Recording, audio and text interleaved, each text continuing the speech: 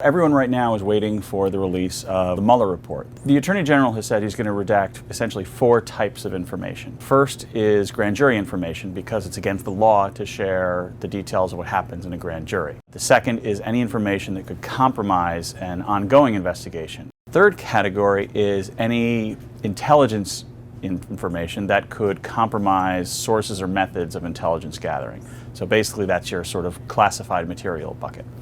And then finally, what the Attorney General has said is he's not going to share information that would affect the privacy of people who are peripheral to the investigation. Now there's a fifth area that's a little murkier than those 4, and that's anything that might be covered by executive privilege.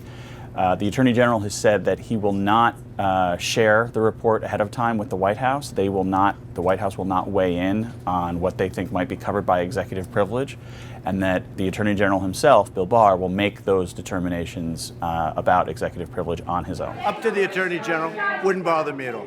The redactions are being done by Attorney General William Barr. He's the main person making the decisions, but he's being helped by the special counsel, Bob Mueller, and by his deputy, Rod Rosenstein. The issue for the redactions is there's basically 2 competing impulses here, as described by the Attorney General. One is tell the American people everything that happened and everything that the American people should know about what happened in the course of the investigation, what they found, what they didn't find.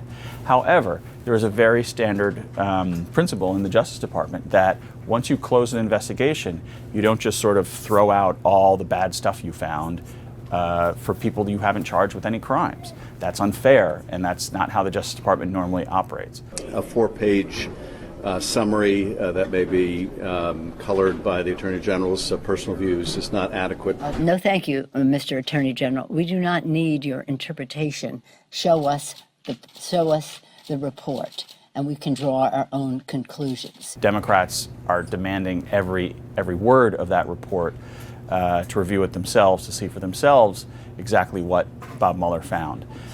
There are going to be big fights in Congress over these redactions. We expect those fights to last quite some time. The House committee has the power to subpoena agencies and officials for documents. Sometimes those fights end up in the courts, and judges have to sort of play referee here. But in the end, Congress has a distinct advantage in these sort of battles. But what the Justice Department can do, frankly, is the Justice Department can slow things down. All right, let's do something. Hey, it's Wesley Lowery of the Washington Post here. Make sure to subscribe to our YouTube channel to get all of our latest reporting, analysis, and stay up to date on what's going on in the world around you. Have you read all those books? No, not even close.